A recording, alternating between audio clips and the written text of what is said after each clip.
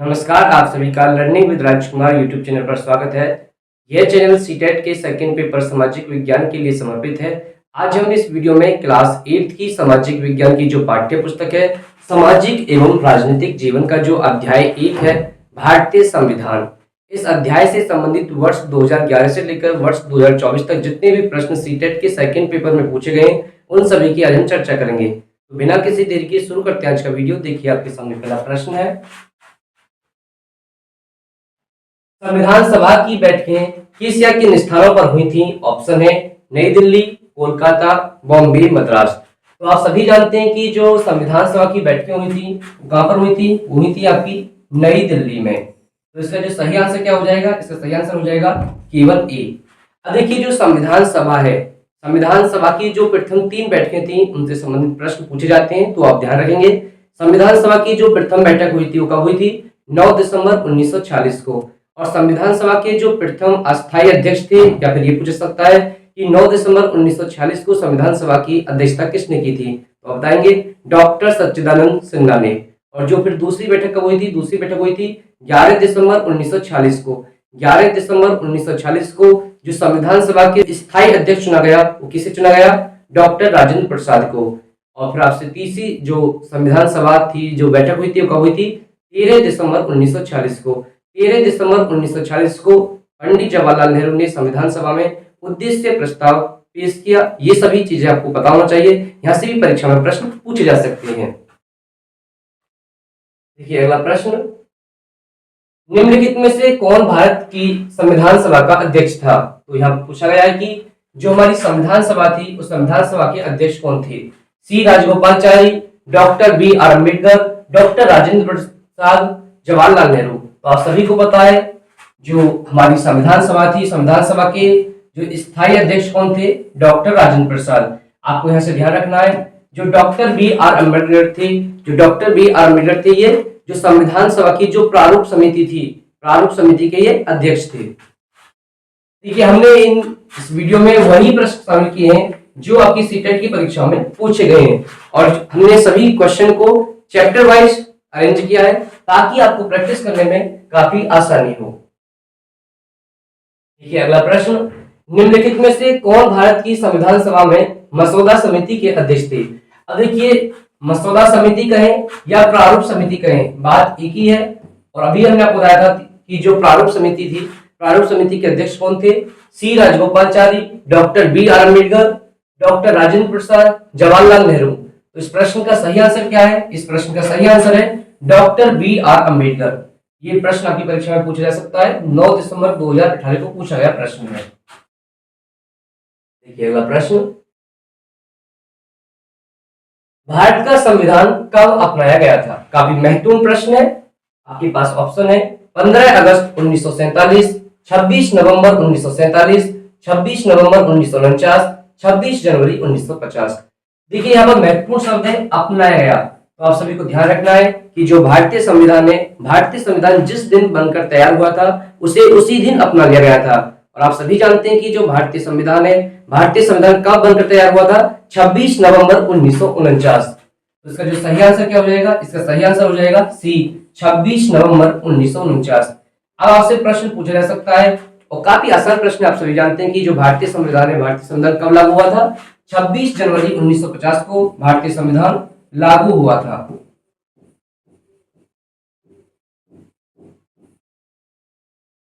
देखिए अगला प्रश्न, निम्नलिखित में से कौन सा संविधान सभा के संबंध में सही नहीं है? अब जो संविधान सभा से संबंधित या कुछ ऑप्शन दिए गए हैं उनमें से आपको वह सिलेक्ट करना है जो सही नहीं है। सभा में कई सदस्य थे जो भारतीय राष्ट्रीय कांग्रेस के साथ नहीं थे। ये बात बिल्कुल सही है कि जो संविधान सभा में थे ऐसा नहीं था कि संविधान सभा के सभी सदस्य कांग्रेस के ही सदस्य थे, अन्य सदस्य भी थे उसमें। सभा में विभिन्न सामाजिक समूहों से आए सदस्यों का प्रतिनिधित्व था। ये बात भी सही है कि जो संविधान सभा थी, संविधान सभा में विभिन्न सामाजिक समूहों का प्रतिनिधित्व था। तो फिर जो बी ऑप्शन है ये भी सही है। सभा के सदस्य विभिन्न विचारधाराओं में विश्वास करते थे, ये भी सही है। ऐसा नहीं है कि संविधान सभा के जो सभी सदस्य थे उन सभी सदस्यों के सभी प्रावधानों पर एक जैसे विचार थे, उन सभी के अपने अपने अलग अलग विचार थे। देखिए ऑप्शन डी, सभा में केवल पुरुष सदस्य थे। अब देखिए ये बात गलत है कि जो सभा थी भारतीय संविधान सभा, उसमें केवल पुरुष सदस्य थे, उसमें महिला सदस्य भी थे। और आप सभी को पता है कि महिला सदस्यों की संख्या कितनी थी, उसमें महिला कितनी थी, 15 थी। तो आपका जो डी ऑप्शन है क्या हो जाएगा, गलत, और यही इसका ऑप्शन सही होगा, क्योंकि जो सही नहीं है वही पूछा है। देखिए अगला प्रश्न, निम्न में से कौन सा से कथन भारतीय संविधान के बारे में सही है। यहाँ भी आपसे यही पूछा है कि कौन सा कथन संविधान के बारे में सही है। भारतीय संविधान 26 जनवरी 1950 से लागू हुआ, ये बिल्कुल सही है कि जो भारतीय संविधान है वो कब से लागू हुआ, 26 जनवरी 1950 से लागू हुआ। इसमें सार्वभौमिक वयस्क मताधिकार को लिया गया और सभी भारतीय जो 18 वर्ष से अधिक आयु के हैं को वोट देने का अधिकार मिला। अब देखिए ये बात बिल्कुल सही है कि जो सार्वभौमिक वयस्क मताधिकार है इसको हमारे संविधान में स्वीकार किया गया है, लेकिन जब हमारा संविधान लागू किया गया था उस समय जो वोट डालने की आयु थी वो 18 वर्ष नहीं थी, वो कितनी थी, 21 वर्ष। अभी ध्यान रखेंगे, सभी नागरिकों को कानून की समक्ष समान माना गया है। तो जो आपका सी ऑप्शन है ये भी सही है, जो बी ऑप्शन क्या हो गया है, गलत हो गया है, क्योंकि जब हमारा संविधान लागू किया गया था, बनाया गया था, उस समय जो वोट डालने की आयु थी वो कितनी थी, 21 वर्ष थी। तो इसका जो सही आंसर क्या हो जाएगा आपका, ए और सी, डी इस प्रश्न का बिल्कुल क्या हो जाएगा, सही आंसर हो जाएगा। देखिएगा प्रश्न, निम्नलिखित में से कौन सी एक विशिष्टता हमारे संविधान में है। देखिए जो भारतीय संविधान है, भारतीय संविधान की जो विशेषता है उससे संबंधित भी प्रश्न पूछे। सार्वभौमिक वयस्क मताधिकार को अपनाना, देखिए सार्वभौमिक वयस्क मताधिकार को अपनाना ये बिल्कुल सही है। भारतीय संविधान में सार्वभौमिक वयस्क मताधिकार को अपनाया गया है। इसका मतलब है कि सभी व्यक्तियों को जिनकी आयु 18 वर्ष है वर्तमान समय में, उनको वोट डालने का अधिकार है। सभी नागरिकों को समान अधिकार, ये भी सही है कि सभी नागरिकों को समान अधिकार दिए गए हैं। भारत की सबसे सामाजिक वंचितों के लिए विशेष अधिकार, और देखिए भारत के जो सामाजिक और आर्थिक दृष्टि से वंचित लोग हैं उनके लिए विशेष अधिकारों का भी प्रावधान किया गया है। तो सही विकल्प आपको चुनना है। तो सही आंसर क्या हो जाएगा आपका, ए, बी और सी, ये तीनों और स्टेटमेंट क्या है, भारतीय संविधान के बारे में बिल्कुल सही है। देखिए अगला प्रश्न, भारत के संविधान में निम्नलिखित में से किसका उल्लेख नहीं किया गया है। अब आपको बताना है कि यहाँ पर 4 ऑप्शन दिए गए हैं, 4 ऑप्शन में से एक कौन सा प्रावधान है जिसका उल्लेख हमारे संविधान में नहीं किया गया है। राज्यों और केंद्र शासित प्रदेशों के नाम, ये बिल्कुल सही है। भारतीय संविधान में भारत के राज्यों और केंद्र शासित प्रदेशों के नामों का वर्णन है। सरकार का ढांचा, ये भी सही है। राजनीतिक दलों के नाम, अब देखिए जो भारतीय संविधान है, भारतीय संविधान में जो राजनीतिक दल हैं उनके नामों का उल्लेख नहीं किया गया है। नागरिकों के अधिकार, नागरिकों के अधिकारों का भी उल्लेख किया गया है। तो इसका जो सही आंसर क्या हो जाएगा, इसका सही आंसर हो जाएगा आपका सी। देखिए अगला प्रश्न, निम्न में से कौन सी समानता को स्थापित करने के लिए संविधान के प्रावधान है। अब आपको बताना है कि इनमें से कौन सी प्रावधान है जो भारतीय संविधान में समानता को स्थापित करने के लिए प्रावधान किए गए हैं। ई, कानून की दृष्टि में हर व्यक्ति समान है, ये बात बिल्कुल सही है। भारतीय संविधान के अनुसार हर व्यक्ति को समान माना गया है। अस्पृश्यता का उन्मूलन कर दिया गया है, ये बात भी बिल्कुल सही है। हर व्यक्ति सार्वजनिक स्थलों पर जा सकता है, ये स्टेटमेंट भी बिल्कुल सही है। किसी भी व्यक्ति के साथ उसके धर्म, जाति, वंश, लिंग और जन्म स्थान के आधार पर भेदभाव नहीं किया जाएगा। तो जो आपके ऑप्शन है ए, बी, सी, डी, ये चारों के चारों सही है। तो सही आंसर हो जाएगा ए, बी, सी और डी। आप सभी जानते हैं कि जो समानता का मौलिक अधिकार है इसका वर्णन भारतीय संविधान के अनुच्छेद 14 से लेकर 18 तक किया गया है। देखिए अगला प्रश्न, भारत में स्वास्थ्य के अधिकार को किस मौलिक अधिकार के प्रकार के रूप में मान्यता प्राप्त है। देखिए जो स्वास्थ्य का अधिकार है, यह प्रश्न कई बार परीक्षा में पूछा गया है।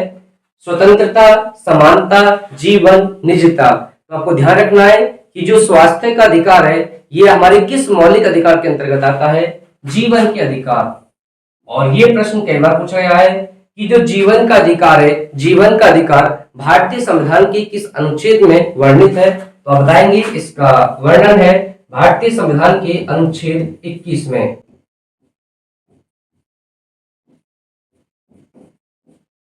अनुच्छेद 21। देखिए अगला प्रश्न, सरकार के कितने अंग हैं? 2, 3, 4, 5। आप सभी जानते हैं कि जो सरकार है, सरकार के 3 अंग होते हैं। और सरकार के 3 अंग कौन से होते हैं? विधायिका, जो विधायिका है, विधायिका का कार्य क्या होता है? विधायिका का कार्य होता है कानून बनाना। और जो हमारी कार्यपालिका है, कार्यपालिका का काम क्या होता है? कार्यपालिका का काम होता है कानून को लागू करना। और जो न्यायपालिका है, न्यायपालिका का काम क्या होता है? न्यायपालिका का काम होता है न्याय करना। तो ये सरकार के 3 अंग हैं, विधायिका, कार्यपालिका, न्यायपालिका। देखिए अगला प्रश्न, संविधान के किस अनुच्छेद के अंतर्गत अस्पृश्यता के कारण किसी अयोग्यता को लागू करना कानून के अनुसार एक दंडनीय अपराध घोषित किया गया है? अनुच्छेद 21, अनुच्छेद 28, अनुच्छेद 15, अनुच्छेद 17।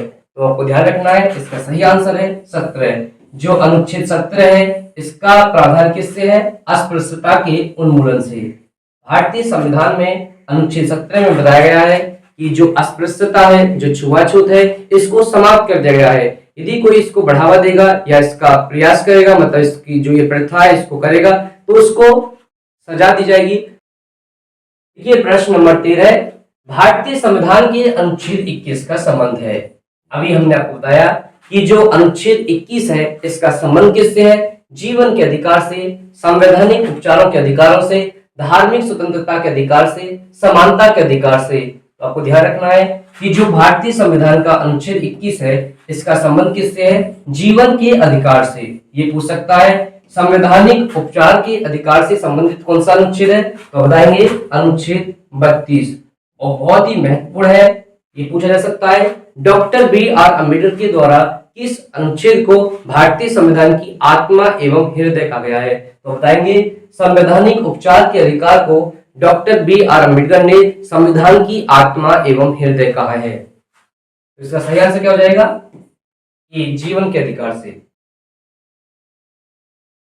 देखिए अगला प्रश्न, निम्नलिखित में से किसने भारत की रियासतों को एकीकृत करने में निर्णायक भूमिका निभाई थी? जवाहरलाल नेहरू, सरदार वल्लभ भाई पटेल, डॉक्टर बी.आर. अम्बेडकर, सी राजगोपालचारी। इसका सही आंसर है सरदार वल्लभ भाई पटेल। देखिए जिस समय भारत को आजादी मिली थी, उस समय भारत 2 भागों में विभाजित था। एक था ब्रिटिश भारत और थी देसी रियासतें। जो देसी रियासतें थी, इनकी संख्या 565 से ज्यादा थी और इनको भारत में मिलाने का जो सबसे ज्यादा प्रयास किया और इसका श्रेय दिया जाता है, वो किसको दिया जाता है? सरदार वल्लभ भाई पटेल को। देखिए अगला प्रश्न, भारत के संविधान के अनुसार निम्नलिखित में से कौन सा मौलिक अधिकार नहीं है? देखिए पहली बात तो ये ध्यान रखना है कि जो मौलिक अधिकार ये पूछ सकता है, ये भारतीय संविधान के किस भाग में वर्णित है? तो आप सभी को बता देना चाहिए भाग कौन सा है? भाग है 3। और अनुच्छेद कौन कौन से हैं जिनमें मौलिक अधिकारों का वर्णन किया गया है?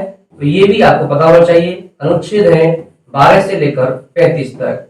और आपके पास कितने मौलिक अधिकार हैं? आप सभी को ध्यान रखना है, भारतीय संविधान में 6 मौलिक अधिकारों का वर्णन किया गया है। शिक्षा का अधिकार, शोषण के विरुद्ध अधिकार, धर्म की आजादी का अधिकार, संपत्ति का अधिकार। अब आपको ध्यान रखना है कि जो संपत्ति का अधिकार है, ये एक मौलिक अधिकार नहीं है। तो आपका सही आंसर क्या हो जाएगा? डी सही आंसर हो जाएगा। Doctor B R. अम्बेडकर के अनुसार मौलिक अधिकारों के दोहरे उद्देश्य हैं। प्रत्येक नागरिक ऐसी स्थिति में हो कि वह उन अधिकारों के लिए दावेदारी कर सके। स्टेटमेंट ए बिल्कुल सही है। यह अधिकार हर उस सत्ता और संस्था के लिए बाध्यकारी हो जिसे कानून बनाने का अधिकार दिया गया है। तो बी स्टेटमेंट बी बिल्कुल सही है। स्वतंत्र भारतीय राज्य के लिए एक मार्गदर्शक के रूप में काम कर सके। अब देखिए, वो मौलिक अधिकार नहीं है जो मार्गदर्शक के रूप में काम करेंगे। उन्हें क्या कहते हैं? उन्हें कहते हैं राज्य की नीति निर्देशक तत्व। जो आपका सी ऑप्शन है, ये क्या हो जाएगा? गलत। अधिक सामाजिक और आर्थिक सुधार सुनिश्चित करने के लिए, ये भी ध्यान रखना है, अधिक सामाजिक और आर्थिक सुधार सुनिश्चित करने के लिए मौलिक अधिकारों का प्रावधान नहीं किया गया है। राज्य के नीति निर्देशक सिद्धांतों का वर्णन किया गया है। तो जो आपके ऑप्शन सी और डी है, इनका संबंध किससे नहीं है? मौलिक अधिकारों से नहीं है। तो इसका सही आंसर क्या हो जाएगा? सही आंसर हो जाएगा आपका ए और बी, इसका बिल्कुल सही आंसर है। देखिए अगला प्रश्न, संविधान के किस भाग को भारतीय संविधान की अंतरात्मा माना जाता है? बहुत ही महत्वपूर्ण प्रश्न है, कई बार परीक्षा में पूछा गया है, आप ध्यान रखेंगे। और आप देख सकते हो 19 जनवरी 2023 को पूछा गया प्रश्न है। राज्य की नीति निर्देशक तत्व, मौलिक कर्तव्य, सार्वभौमिक व मताधिकार, मौलिक अधिकार। तो इसका सही आंसर है जो मौलिक अधिकार है, मौलिक अधिकारों को क्या कहा गया है? भारतीय संविधान की अंतरात्मा कहा गया है। तो इसका सही आंसर क्या हो जाएगा? इसका सही आंसर हो जाएगा डी। और देखिए जो मौलिक अधिकार है आप सभी को पता है, इनका वर्णन भारतीय संविधान के किस भाग में किया गया है? इनका वर्णन किया गया है भाग 3 में। और जो राज्य की नीति निर्देशक तत्व है, इनका वर्णन भाग 4 में किया गया है। और जो मौलिक कर्तव्य है, इनका वर्णन 4 में किया गया है। देखिए अगला प्रश्न, भारतीय संविधान का कौन सा हिस्सा कल्याणकारी राज्य के आदर्श होने की घोषणा करता है? अब देखिए भारत में जो कल्याणकारी राज्य की स्थापना करने के लिए कौन से संवैधानिक प्रावधानों का वर्णन किया गया है? मौलिक अधिकार, राज्य की नीति निर्देशक सिद्धांत, प्रस्तावना, 7वीं अनुसूची। इसका सही आंसर है राज्य की नीति निर्देशक सिद्धांत। तो जो सही आंसर क्या हो जाएगा? बी सही आंसर है।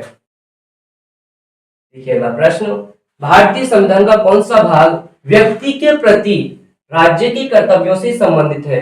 अब देखिए जो यहाँ कर्तव्य है, राज्य के कर्तव्य है, किन्हें माना गया है? व्यक्तियों के प्रति भारत में राज्य के नीति निर्देशक तत्वों को, मूल अधिकारों को, मूल कर्तव्यों को, संघवाद को। तो इसका जो सही आंसर है, इसका सही आंसर क्या है? राज्य के नीति निर्देशक तत्व क्या है? वो व्यक्ति के प्रति राज्य के कर्तव्य है। और जो राज्य के नीति निर्देशक तत्व है, ये भारतीय संविधान के भाग 4 में वर्णित है। इन्हें आयरलैंड के संविधान से स्वीकार किया गया है। देखिए प्रश्न नंबर 20, निम्नलिखित में से कौन सा विकल्प वर्ष 2002 में मौलिक कर्तव्यों का हिस्सा बना? काफी महत्वपूर्ण प्रश्न है, मौलिक कर्तव्यों से संबंधित कई प्रश्न पूछे गए हैं। हमारी मिश्रित संस्कृति की समृद्ध धरोहर को सम्मान देना और सुरक्षित रखना। देखिए ये भी मौलिक कर्तव्य है, लेकिन इसे वर्ष 2002 में नहीं जोड़ा गया, तो ये तो गलत हो जाएगा। माता पिता या अभिभावक द्वारा 6 से 14 वर्ष के बच्चों को शिक्षा के अवसर प्रदान करना। अब देखिए जो ऑप्शन बी है, इसे वर्ष 2002 में मौलिक अधिकार में जोड़ा गया, तो इसका सही आंसर क्या हो जाएगा? बी सही आंसर है। तो आप सभी को यदि ये वीडियो अच्छा लगता है और आपको जैसा भी ये वीडियो लगता है, आपको कमेंट करके बताना है। वीडियो देखने के लिए धन्यवाद। मिलते हैं एक और बेहतर वीडियो के साथ।